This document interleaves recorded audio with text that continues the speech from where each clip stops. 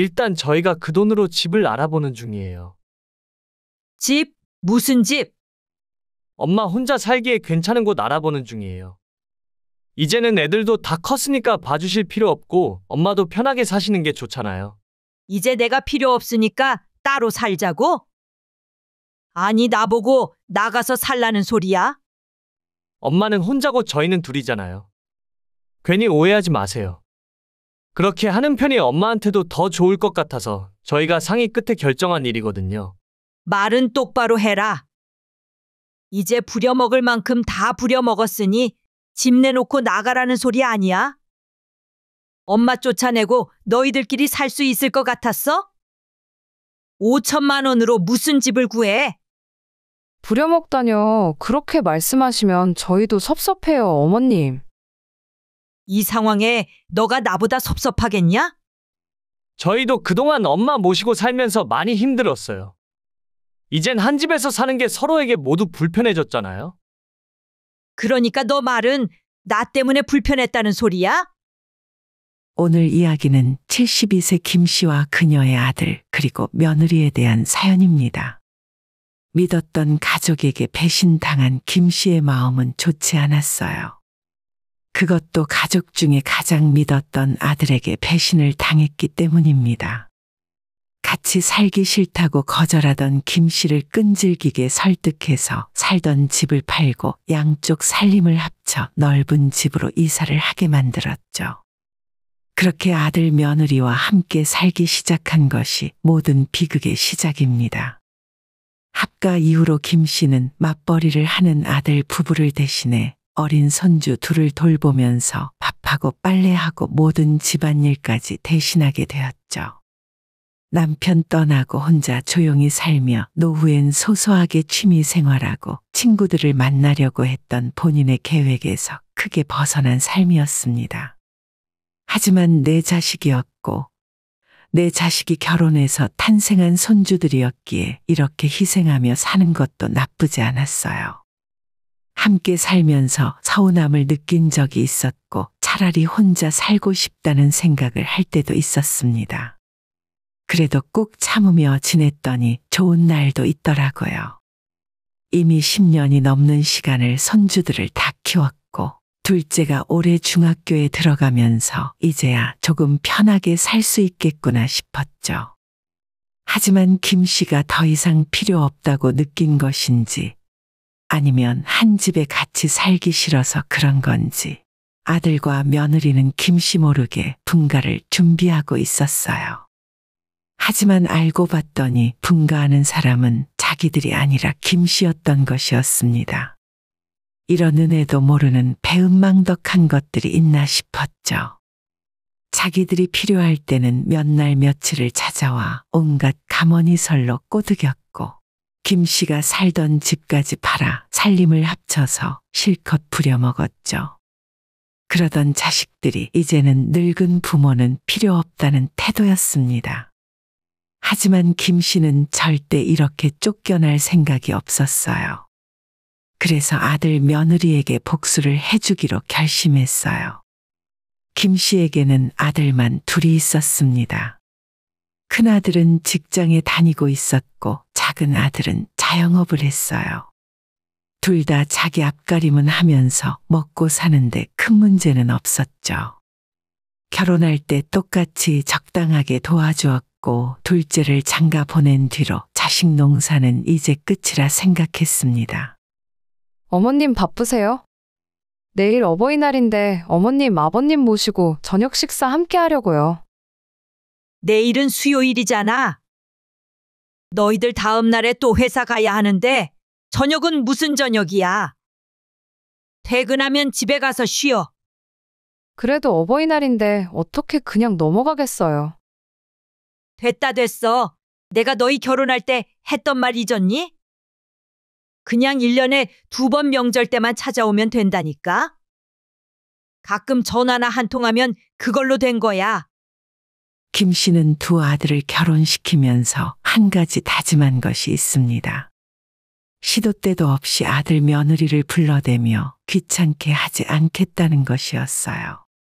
김 씨가 젊은 시절부터 겪었던 지긋지긋한 시집살이 때문에 그런 결심을 하게 되었습니다. 남편은 사남매 중 셋째라 시부모를 모시고 살진 않았지만 가끔 한 번씩 보면 어쩜 그렇게 사람을 못 살게 구는지 몰랐어요. 그래서 두 아들이 장가를 가기도 전부터 자기는 꼭 며느리를 괴롭히지 않아야겠다는 마음을 먹게 되었습니다. 명절이 아니면 절대 먼저 부르는 일이 없었고 꼭 만나야 할 일이 있으면 아들만 조용히 왔다 가라고 했죠. 그렇게 살다 보니 며느리와 갈등이 생길 일이 없었습니다. 가끔 한 번씩 명절에나 온 식구가 다 모였는데 갈등이 없으니 웃을 일만 있었고 하루를 보더라도 서로 좋은 기억만 갖고 돌아갔어요. 그런데 김 씨의 주변 지인들을 보면 자식들 며느리, 사위와 관계가 나빠져서 서로 얼굴도 안 보고 연락조차 안 하는 사람들이 꽤 많았습니다. 김 씨는 그런 사람들을 볼 때마다 이해를 할 수 없었고 다들 자기 집처럼 서로 거리를 두고 살면 사이가 멀어질 일이 없다고 생각했죠.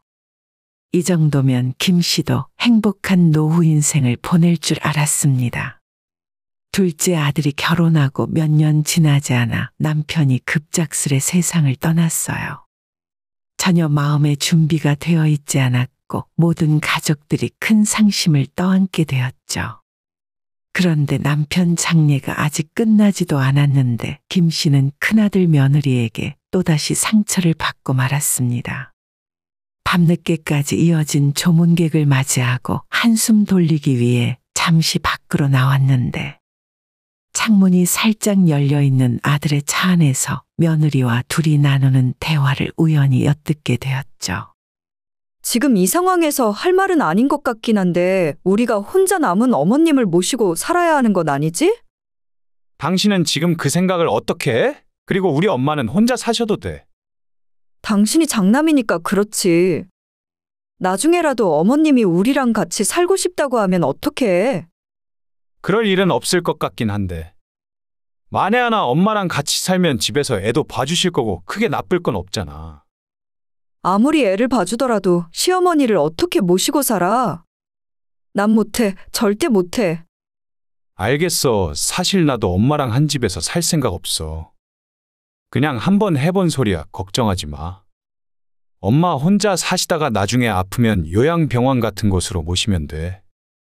이런 이야기를 김 씨가 듣지 않는 자기 집 안방에서 했으면 아무런 상관이 없었을 겁니다.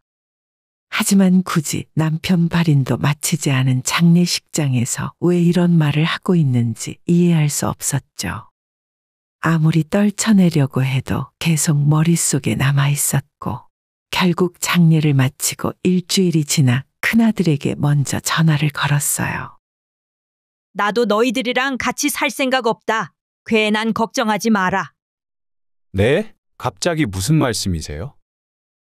나도 혼자 사는 게 편하다고. 너희 아버지 안 계셔도 너희들이랑 합가할 생각 없다. 김 씨가 하는 말을 듣고 큰아들은 입을 다물었어요. 큰아들과 며느리와 그동안 사이가 나쁘지 않다고 생각했는데 이제는 더 이상 얼굴도 보기 싫었습니다. 며느리야 어차피 다른 집안 자식이니 시부모 모시고 사는 것이 싫어도 이해할 수 있었어요. 하지만 아들이라는 놈이 자기 엄마 요양병원에 보낸다는 말을 대놓고 하는 바람에 큰 실망이었습니다. 그 이야기는 당연히 둘째 귀에도 들어갔을 거고 이 정도면 김 씨의 생각을 다들 잘 알았을 거라고 생각했어요. 이후로 혼자 조용히 살고 지냈는데 어느 날 둘째 아들과 며느리가 부르지도 않았는데 김 씨를 찾아왔습니다. 엄마, 형이랑 형수가 했던 말은 다 잊어버리세요. 오히려 저희는 엄마랑 같이 살고 싶은데 엄마는 어떻게 생각하세요? 뭐? 그게 무슨 소리야? 나랑 같이 살겠다고? 뜬금없이 합가를 하고 싶다는 아들의 말에 크게 당황했어요.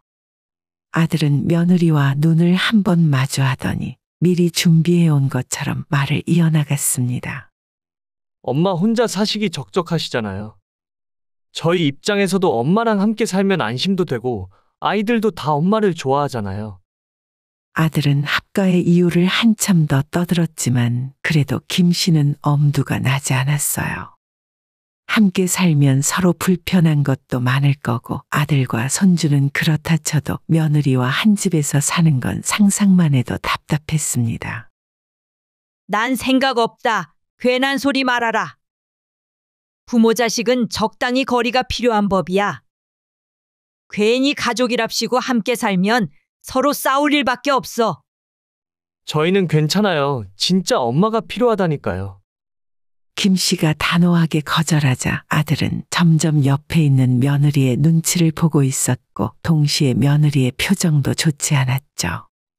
한참 뒤에 한숨을 한 번 쉰 아들은 솔직한 마음을 이야기하기 시작했어요. 사실 저희가 이번에 가게를 좀 넓혀볼까 해요. 돈이 부족해서 집을 정리할 생각인데 그래서 엄마랑 같이 살았으면 좋겠다 싶은 거죠. 너희 집을 팔고 이 집에서 같이 살겠다는 소리야? 기왕이면 저희가 가게 옮기고 남은 돈을 보태서 40평대로 이사 가는 건 어때요? 맞아요, 어머님. 저희는 어머님이랑 함께 살았으면 좋겠어요. 애들도 할머니랑 같이 넓은 집에서 산다고 하면 진짜 좋아할 거예요. 일단 그날은 아들과 며느리를 돌려보냈고 혼자 남아 계속 생각에 잠겼어요. 처음에는 절대 자식들이랑 합가하지 않겠다고 마음을 먹었는데 시간이 지날수록 자신과 함께 살고 싶다는 며느리의 목소리가 계속 귀에 맴돌았죠. 첫째 아들과 며느리는 어떻게든 같이 살지 않으려고 했지만 둘째 며느리는 김 씨가 필요하다고 하니 마음이 크게 흔들렸습니다. 아들 며느리 둘 다 자영업을 하며 매일 바쁘게 살고 있기 때문에 누군가 손주들을 봐주는 것도 필요하겠다 싶었죠. 무엇보다 남편 떠나고 혼자 남은 김 씨의 생활이 외롭기도 했습니다.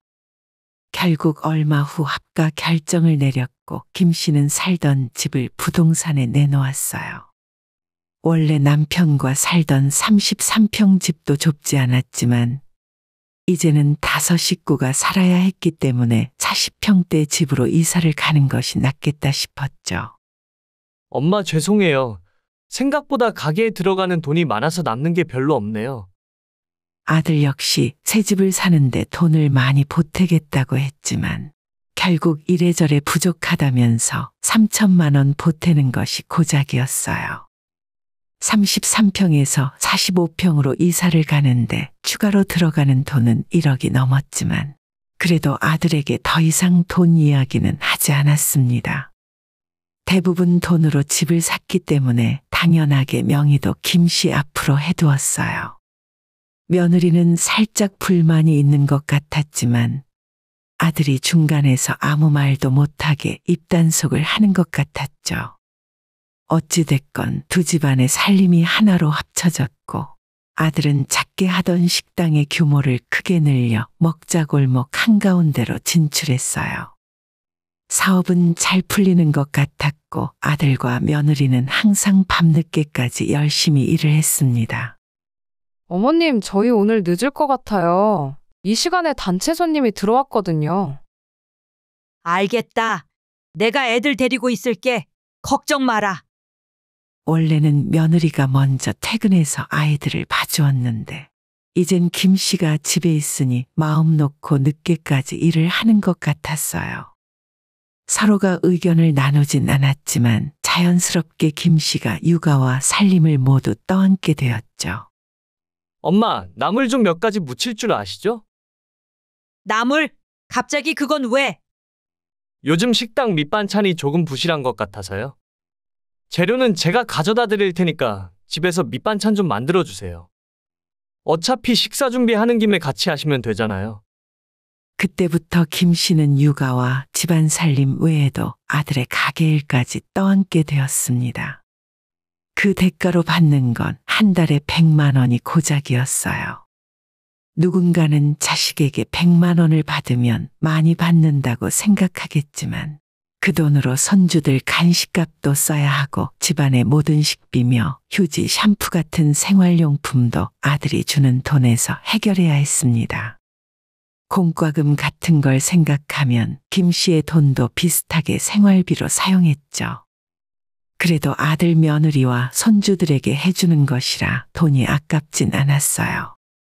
같이 살기 시작하고 세월은 빠르게 흘러 벌써 10년이 훌쩍 넘어버렸고 할머니라고 부르며 따라다니던 손주들은 어느덧 중학생이 되었습니다. 밥 안 먹어? 할머니가 너 좋아하는 소시지도 구워놨는데. 안 먹어. 나 오늘 친구 만나서 마라탕 먹으러 갈 거야. 10,000원만 줘. 마라탕? 그런 거 사 먹지 말고. 할머니가 밥 차려놨으니까 집에서 밥 먹고 나가. 싫어. 빨리 10,000원 달라니까. 손주들은 사춘기가 왔는지 더 이상 김 씨의 말을 듣지 않았고 부모조차 평소 잔소리를 하지 않았기 때문에 할머니의 말을 들을 리가 없었습니다. 한 번은 김 씨가 며느리에게 아이들 교육을 그렇게 시키면 안 된다고 잔소리를 한 적이 있었는데 며느리의 눈빛이 순식간에 돌변했어요. 어머님, 저희 애들 교육은 제가 알아서 할게요. 지금까지 아이들을 전부 김 씨의 손에 맡겼으면서 이럴 때만 부모 행세를 하려고 들었어요. 섭섭하긴 했어도 어쨌건 아이들에겐 부모의 말이 절대적이니 김 씨가 손을 뗄 수밖에 없었습니다. 어느 순간부터 집안 분위기는 점점 살얼음 판을 걷는 기분이 들었고 식구들은 아무도 김 씨에게 먼저 말도 걸지 않았어요. 주말에도 자기들끼리 따로 외출을 하는 바람에 김 씨는 항상 혼자 덩그러니 집에 남아 있었습니다. 얼마 전 거실에 앉아 TV를 보며 빨래를 개고 있는 김 씨에게 아들이 다가와 이런 소리를 꺼냈어요. 엄마, 제가 어제 형이랑 전화 통화를 했는데 이 집 명의는 제가 가져도 된대요. 갑자기 아들이 무슨 소리를 하는 건지 영문을 몰랐습니다. 명의? 갑자기 그게 무슨 소리야? 아니, 제가 지금까지 엄마 모시고 살았잖아요. 그러니까 이 집 명의는 제가 갖는 게 타당한 거죠. 형도 인정했어요. 김 씨는 아무 생각도 하지 않았는데 두 아들은 자기들끼리 김칫국을 마시고 있었나 봅니다. 그래서 말인데 이제 슬슬 제 앞으로 해주시면 안 될까요? 한 번도 유산 분배에 대해 생각해 본 적 없지만 두 아들이 자기들끼리 협의가 되었다면 그렇게 하는 것도 괜찮겠다 싶었어요. 그리고 어쨌거나 첫째는 자기와 함께 살기 싫다고 말했고 싫든 좋든 지금 한 집에 살고 있는 둘째에게 주는 것이 맞는 일이라 생각했죠. 그래, 알겠다. 이 집은 너희한테 주면 된다는 거지? 네, 맞아요, 엄마. 둘째 아들은 크게 기뻐했고 그 소식을 들은 며느리도 한박 웃음을 지으며 웬일로 먼저 김 씨에게 감사하다고 몇 번이나 인사를 했습니다. 다음 날 아침 며느리는 볼 일이 있다며 아침 일찍 집을 나섰고 가게 출근 준비를 하는 아들은 샤워를 하고 있었어요. 그때 하필 아들의 핸드폰이 울렸고 전화를 건네줄 수 없는 상황이라 일단 김 씨가 그 전화를 받았습니다. 안녕하세요. 여기 행운 부동산인데요. 어제 말씀하신 조건의 집을 찾았어요. 집이요? 네, 5천짜리 전세 구하셨잖아요. 딱 괜찮은 매물이 있으니까 오늘 보러 오실래요? 약간 좁고 반지하긴 한데 생각보다 괜찮아요. 저는 잘 모르는 일인데 일단 전화 주인 오면 다시 연락드리라고 할게요. 집값이 싸지 않은 경기도에서 5천짜리 전셋집이라니 대체 무슨 말인가 싶었죠. 잠시 후에 샤워를 마치고 나온 아들에게 이게 무슨 소리냐 물었습니다. 방금 부동산에서 전화 왔었는데 너 5천만 원짜리 전세 구하고 있어? 아들은 살짝 당황한 표정을 지었다가 이내 침착하게 입을 열었어요. 네, 일단 저희가 그 돈으로 집을 알아보는 중이에요. 갑자기 무슨 집? 엄마 혼자 살기에 괜찮은 곳 알아보는 중이에요. 이제는 애들도 다 컸으니까 봐주실 필요 없고 엄마도 편하게 사시는 게 좋잖아요. 이제 내가 필요 없으니까 따로 살자고? 아니, 나보고 나가서 살라는 소리야? 김 씨는 기가 막혔습니다. 같이 살자고 할 때는 언제고, 이제 와서 5천만 원짜리 반지하 쪽방을 얻어줄 테니 혼자 나가라고 하는 소리였죠. 엄마는 혼자고 저희는 둘이잖아요. 괜히 오해하지 마세요. 그렇게 하는 편이 엄마한테도 더 좋을 것 같아서 저희가 상의 끝에 결정한 일이거든요. 말은 똑바로 해라. 이제 부려먹을 만큼 다 부려먹었으니 집 내놓고 나가라는 소리 아니야? 엄마 쫓아내고 너희들끼리 살 수 있을 것 같았어? 5천만 원으로 무슨 집을 구해? 부려먹다뇨. 그렇게 말씀하시면 저희도 섭섭해요, 어머님. 이 상황에 너가 나보다 섭섭하겠냐? 저희도 그동안 엄마 모시고 살면서 많이 힘들었어요. 이젠 한 집에서 사는 게 서로에게 모두 불편해졌잖아요. 그러니까 너 말은 나 때문에 불편했다는 소리야?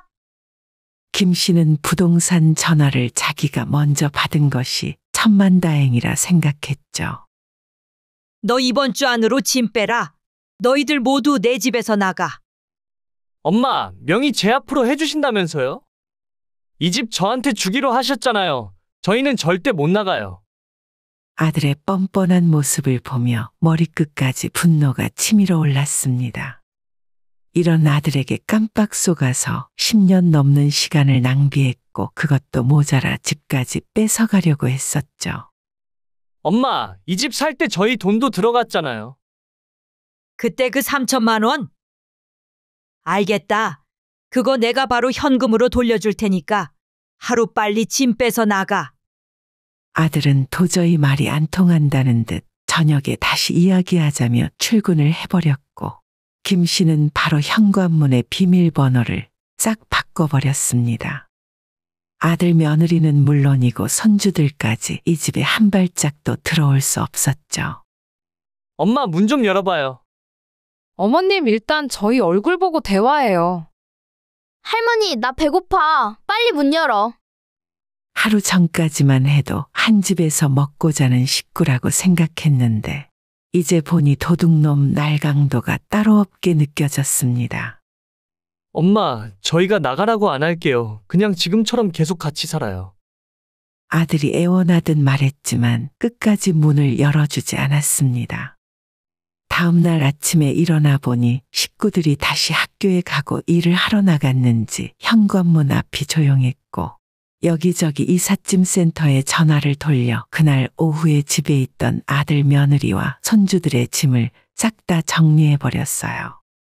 이삿짐 센터에 창고가 있다고 해서 거기에 일단 맡겨두었고 아들에게 돈을 내고 찾아가라 말했죠. 엄마, 이건 진짜 심하잖아요. 제가 잘못했어요. 됐다. 너나 너네 형이나 앞으로 나한테 전화도 하지 마라. 난 너희들 같은 자식들 필요 없다. 그렇게 김 씨는 두 아들들과 인연을 끊어버렸고 지금은 전화가 오더라도 절대 받지 않습니다. 어차피 자기밖에 모르는 자식들이었기 때문에 계속 연을 맺고 지낸다고 해도 손해만 볼 뿐 득이 될 건 아무것도 없었죠. 자식 손주 뒷바라지는 이제 그만하고 그 시간과 정성으로 스스로 행복하게 사는 것이 현명한 삶이라 생각했어요. 오늘의 영상은 여기까지입니다. 이 글을 보신 모든 분들의 노년에 웃음과 행복만 가득하기를 기원합니다.